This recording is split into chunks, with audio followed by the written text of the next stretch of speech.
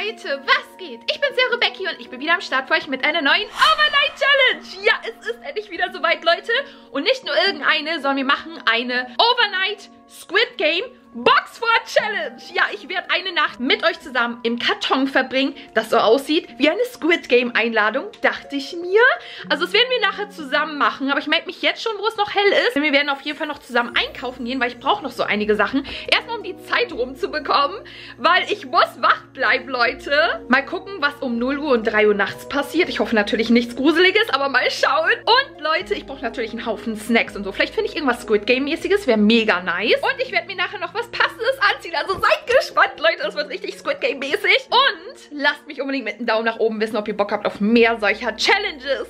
Bei 7000 Daumen nach oben weiß ich Bescheid. Dann gibt es sowas mal wieder und ihr könnt auch wieder eure Vorschläge unten in den Kommentaren lassen. Was für eine Challenge muss es unbedingt sein? Welche Overnight-Challenge wollt ihr gerne sehen? Lasst es mich unbedingt wissen. Ich habe auch schon einen Haufen gedreht.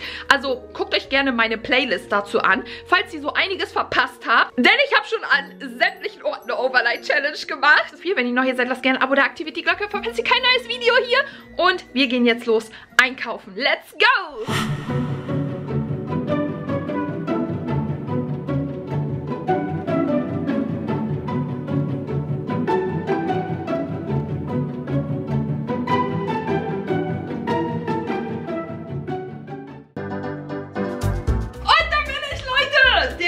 Riesig, wie ihr sehen könnt. Oder bin ich einfach nur klein?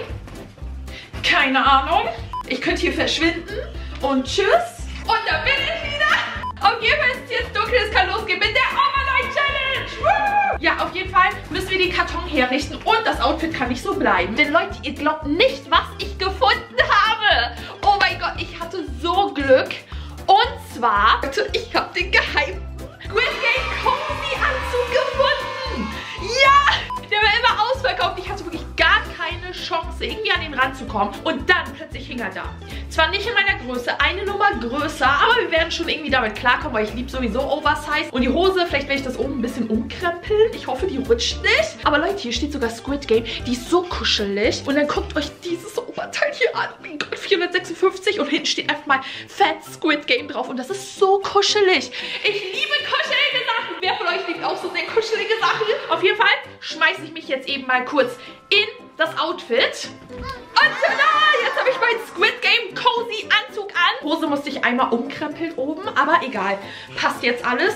Ist auch schön locker und breit. Ich mag's. Und ich dachte mir, wir machen dieses Muster jetzt auf den Karton, weil das ist ja auch auf so einem Karton gemacht, diese Einladung. Und das passt so gut, Leute. Das machen wir auf jeden Fall jetzt drauf und dann schauen wir mal, wie wir das Ganze machen. Mache ich das oben zu oder lasse ich das offen und mache meine Grandma-Checkdecke drauf, weil die passt so gut drauf, Leute. So 3 Uhr nachts drauf. Oh mein Gott, das wird eigentlich so gut passen. Und ich hätte ein bisschen mehr Platz, weil sonst ist es immer sehr eng da. Ich kann mich kaum bewegen. Das wäre eigentlich ganz nice, oder? So, wie stellen wir jetzt am besten das auf? Das ist so ein großer Karton, Leute. Ich krieg's gar nicht richtig drauf. Oh, Moment. Ich könnte das so machen. Dann habe ich ein bisschen mehr Platz, ne? Oh mein Gott, so ist perfekt, Leute. Ich muss doch nicht mal so einen Kasten machen. Ich mache es einfach so. Alter, was ist das? Das wird ja mal kleiner. Moment, das geht so nicht. Das geht so nicht. Ja, wir schauen mal, wie wir es gleich schöner hinbekommen noch. Aber ich lasse es erstmal so, damit ich erstmal so grob die Form habe. Und dann werde ich an der Seite vielleicht ein Fenster machen. Fluffy will auch Hallo sagen. Okay, hier werde ich die Tür ein bisschen einschneiden dann. Ich glaube, das ist gut. Dann machen wir hier das Muster hin.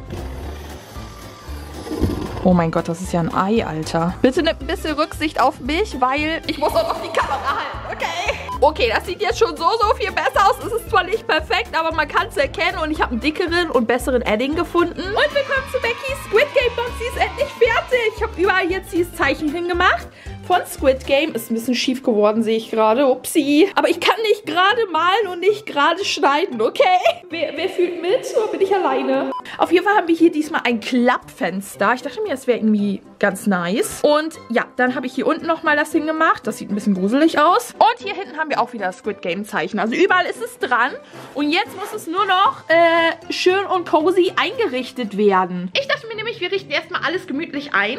Und dann kommen ein paar Spooky Stories von euch natürlich. Das passt so gut zur Overnight Challenge, Leute. Und ja, nebenbei packe ich die hier in den Backofen, Leute. Die Squid Game. Wer ist überhaupt Spieler 006? Die Squid Game Young Da sind nur viereckige Pizzastücke drauf. Nein, aber verdammt viel Käse. Also die könnte echt lecker schmecken. Egal. Aber es wäre schon nice gewesen, wenn da so Dreiecke, Vierecke und Kreise drauf gewesen wären.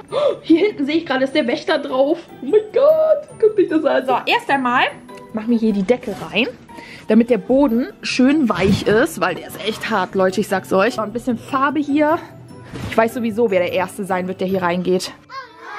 So, Leute, ich habe jetzt hier meine Laterne mit einem Bernhard-Bär gefühlt. Nein, es ist Duffy, also Mickey-Maus-Bär. Aber perfekt hier. Und ich kann hier einfach mal so hinhalten und hier ist es schön hell dann. Und es sieht noch mehr cozy aus. Und willkommen in Beckys Squid Game Box. Woo! Es kann losgehen. Ja, Mann. Oh mein Gott, das war auch nicht auf meiner Bingo-Karte für dieses Jahr. Und das Jahr hat gerade mal erst angefangen. Solange die Pizza jetzt im Ofen ist, kommen wir jetzt zu euren Spooky Stories. Und ich würde sagen, 3 ist eine gute Zahl. Okay, kommen wir zur ersten Spooky Story, Leute. Schnappt euch lieber jetzt eine Grandma-Checkdecke. Auf jeden Fall ist die von Dahlia. Sie hat geschrieben, hey Becky, hier ist meine Spooky Story. Ich war ungefähr 6 Jahre alt, als es passierte. Ich habe immer gerne mit Puppen gespielt. Ich hatte einen Babyborn und habe jeden Abend, bevor ich ins Bett musste, mit der gespielt. Ich hatte auch so ein extra Schaukelbett für die Babyborn. An einem, oh mein Gott, wer von euch hatte eine Babyborn, Leute? Macht mal jetzt Hände hoch, Emojis in die Kommentare. An einem Abend habe ich sie dort reingelegt, bevor ich schlafen gehen musste. In der Nacht bin ich wach geworden, weil ich Durst hatte. Auf einmal sehe ich aber, wie sich das Bett von der Babyborn bewegt. Seit diesem Tag habe ich unnormal Angst vor Puppen und habe die Babyborn immer aus meinem Zimmer gebracht. Jedoch war sie manchmal einfach wieder in meinem Zimmer, wenn ich aufgewacht bin. Meine Eltern meinten immer, dass sie es nicht waren. Meine Eltern glauben mir das bis heute nicht. Aber ich kann mich zu 100% daran erinnern, wie es abgelaufen ist. Ich glaube auch, wenn man plötzlich so eine Angst entwickelt davor, dann ist es halt auch einfach nicht ausgedacht. Aber erklär das mal jemandem. Die nimmt dich nicht ernst. Das ist so oft so. Kommen wir zur nächsten Spooky Story von Blessy. Hi Becky, erstmal will ich dir sagen, dass du die beste... Oh, danke schön. Also das Ganze geschah letztes Jahr an meiner Übernachtung in einer Jugendherberge. Es war abends und ich und meine Freunde haben Spiele gespielt. Aber als es Nacht war, konnten wir nicht schlafen und haben uns deshalb Gruselgeschichten erzählt. Jedoch ist eine meiner Freundinnen eingeschlafen. Um Punkt 0 Uhr sagte meine eingeschlafene Freundin, Leute, es ist Geisterstunde. Wir sind in Gefahr, jemand ist vor unserer Tür. Die eingeschlafene Freundin hat das gesagt. Ich und meine anderen Freunde dachten uns nichts dabei, weil sie so oft im Schlaf redet. Aber um 1:11 Uhr, Leute, 111, ergibt zusammen 3. 3 verfluchte Zahl, oh mein Gott. Klopfte es 3-mal. 1113. Es klopft 3-mal. Leute, ich bin so jemand, ich rechne dann alles zusammen und ich glaube dann nicht mehr an Zufälle. Wer ist auch so? Wir wissen bis jetzt nicht, wer oder was das war. Denn niemand unserer Zimmernachbarn meinten, dass sie uns einen Streich gespielt haben. Ja, seht ihr, 111, ich habe das nicht vorher gelesen, die Story. Und dann sagt sie ja 3-mal, das ist nicht mehr normal. Und kommen wir jetzt zur dritten Spooky Story von Mirela. Sie hat geschrieben, hey Becky, hier ist meine Spooky Story. Ganz liebe Grüße an dich. Das war nicht lange her, als das passierte. Ich war alleine zu Hause. Es war um 23 Uhr. Ich habe mir Squid Game angeschaut. Und bis dahin ist nichts Merkwürdiges passiert. Aber ab der Folge mit rotes Licht, grünes Licht ist mein Licht angegangen.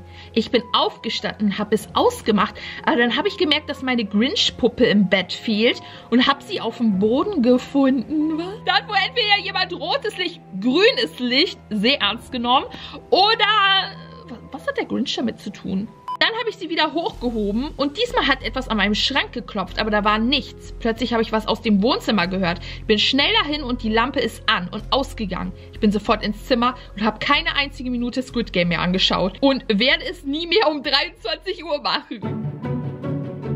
Leute, seht ihr die Pizza? Sie ist fertig und die sieht so lecker aus. Fokus, hallo? Fokussiert bitte diese Pizza hier. Der Käsetraum. Ich wünschte, ich könnte euch diese Käsepizza hier rübergeben. Und die duftet so gut. So viel Käse. Wow. Wenn ihr die irgendwo findet, ja. Ich habe die zum Glück noch bei Rewe gefunden, ja. Keine Werbung, habe ich mir selber gekauft. Dann holt sie euch, ja, weil die lohnt sich sowas von. Also die ist wirklich eine 10 von 10. Ich hatte noch nie so eine leckere, käsige Tiefkühlpizza gehabt, wie die jetzt hier. Ich bin happy. Ich werde jetzt in Ruhe eben essen und dann melde ich mich wieder bei euch zurück. Boah, Leute. Achtung, voll gefressen. Spieler 456 im Anmarsch. Achtung, alle festhalten. Ich rolle. Oh mein Gott, so fühle ich mich gerade, Leute. Ich könnte rollen. Boah, ich bin so voll gefressen, Alter. Die Pizza war einfach zu gut. Hier, ich liege jetzt hier. eingequetscht hier in meiner Box. Dafür kann ich mich eigentlich ausstrecken hier. So ein bisschen, so seltsam. Ich weiß nicht, was das für ein Style ist, aber egal. Auf jeden Fall überlege ich jetzt, was ich die ganze Zeit machen sollte. Also, wir hätten eine Candy Challenge im Angebot. Dann habe ich noch was zum Auspacken. Vielleicht machen wir das jetzt gleich erstmal. Dann könnte ich malen. Und dann habe ich noch mein iPad mitgenommen, falls ich irgendwie Filme gucken möchte. Ich glaube, das mache ich die Nacht über. Ich hoffe nicht, dass irgendwas Gruseliges später passiert. Ich würde sagen, wir machen mal ein bisschen hier Blind Bag Unboxing. Ein Smisky. Habt ihr schon mal davon gehört? Diese kleinen Figuren hier. Es gibt ja eigentlich auch noch Sonny Angels, aber ich habe hier ein Smisky mit Yoga-Posen. Voll cool. Ich glaube, ja, hier sind die Figuren. Ich dachte mir, den werden wir mal öffnen. Habe ich nämlich noch nicht gemacht. Und dann habe ich hier so ein Labubu, Leute. Aber kein Anhänger, leider, aber so eine Figur. Leute, ich hätte so gern einen Labubu-Anhänger, aber unmöglich. Aber egal, da muss erstmal die Figur reichen. Aber ja, öffnen wir erstmal diesen Smisky hier. Und was habe ich? Was ist das denn für eine Pose? Ja, trotzdem ganz süß. Oh mein Gott, guckt ihn euch einfach mal an. Und die kann man dann so random irgendwo hinstellen. Okay, mal gucken. Was kriege ich? Ich glaube, da sind 2 Figuren drin. Das sind solche kleinen Monster. Oh, der sieht sehr creepy aus. Und er hat rote Augen. Das ist jetzt nicht unbedingt mein Fave, Leute. Ich glaube, der rennt vor ihm weg. Er hat Angst. Ja, und wie vertreibe ich mir jetzt die Zeit? Keine Ahnung, Leute. Vielleicht male ich ein bisschen. Ich habe mein Malbuch mitgenommen. Für Winter. Aber egal, es ist ja doch offiziell Winter. Und ich nehme mir eher ein Design, was nicht so weihnachtlich ist. Da sind so süße Sachen bei. Das wäre vielleicht was. Ich glaube, das mache ich. Super, Becky. Jetzt sind alle Stifte rausgefallen. Das war nicht geplant. Nein. Es ist irgendwie doch sehr eng hier. Kann man hier alles schlecht erkennen. Die Farben und so. Ich weiß nicht, wie es am Ende aussieht, wenn ich das ausmale. Flavi, du musst ein bisschen Platz machen. Sonst male ich dich an. Ey, ich will noch malen. Flavi, schmeiß die Stiftung auf das Buch, wird gehauen.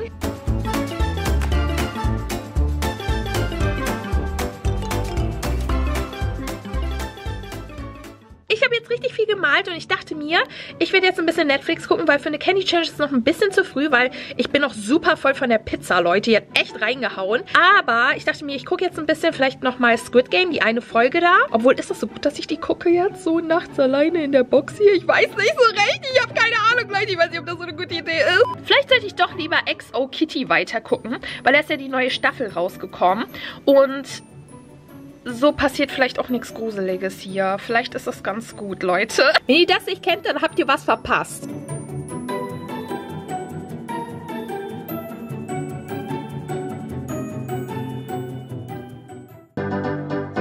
Okay, jetzt seht ihr mich mal vernünftig. Leute, ich habe es irgendwie hinbekommen mit dem Licht, ohne dass es so grausam aussieht. Auf jeden Fall ist es jetzt Zeit für Beckys Candy Challenge. Und das erste, was wir hier haben, ist Bang Bang Popcorn. White Chocolate. Mal gucken, wie das schmeckt. White Chocolate hört sich auf jeden Fall mega an. Und ich liebe Popcorn. 3, 2, 1. Aber die waren gar nicht mal so günstig, aber die schmecken so gut. Ich habe auch noch eine zweite geholt. Und dann die hier. Butter und Coconut.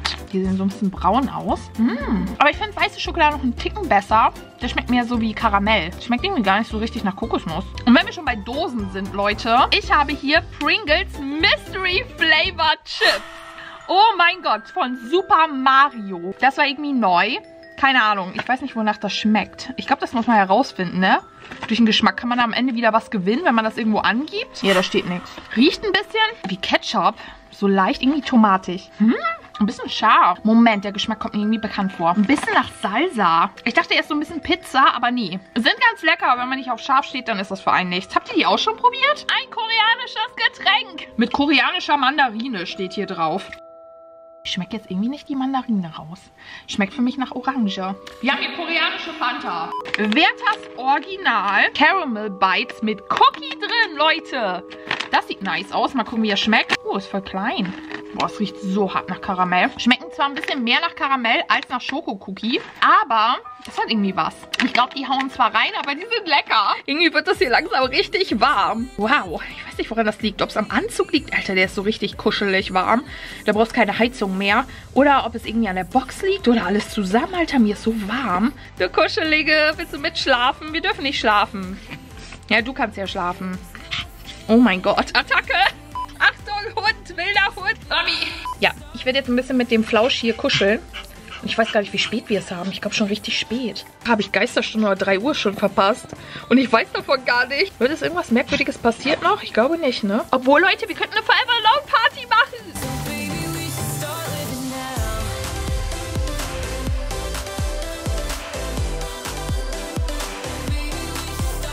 Mir ist so langweilig. Ich weiß nicht, was ich machen soll. Was soll ich tun? Leute, ich bin gerade ernsthaft überlegen, so gaga bin ich schon, ob ich eine verfluchte Nummer anrufen sollte. Irgendeine, die ich gerade online finde. So gaga bin ich schon. Mein Fokus hat schon gar keine Lust mehr auf mein Gesicht. Warum tust du mir das an? Ja, genau. Fokussiere meine Poren. Mach das ruhig. Fokus. Alter, ich leg mich schon mit meiner Kamera an. Alter! Nicht dein Ernst, Bruder. Nicht dein Ernst. Oh, Leute, ich habe vom November letztes Jahr eine ziemlich aktuelle Liste gefunden mit verfluchten Nummern. Okay, mal gucken, wie die USA-Vorwahl ist. Leute, ich rufe jetzt eine verfluchte Nummer an. Geht irgendwie gar nicht. Es klingelt gar nicht. Anruf fehlgeschlagen. Die von Ihnen gewählte Rufnummer ist nicht für... Geht nicht, okay. Irgendwie funktionieren diese ganzen verfluchten Nummern nicht, obwohl die Liste irgendwie aktuell ist. Okay, die Nummer soll angeblich einen in die Geisterwelt verbinden. Probieren wir die mal aus. Gucken, ob die geht. Ich habe eigentlich Anrufen gedrückt, aber irgendwie... hallo? Hört ihr das?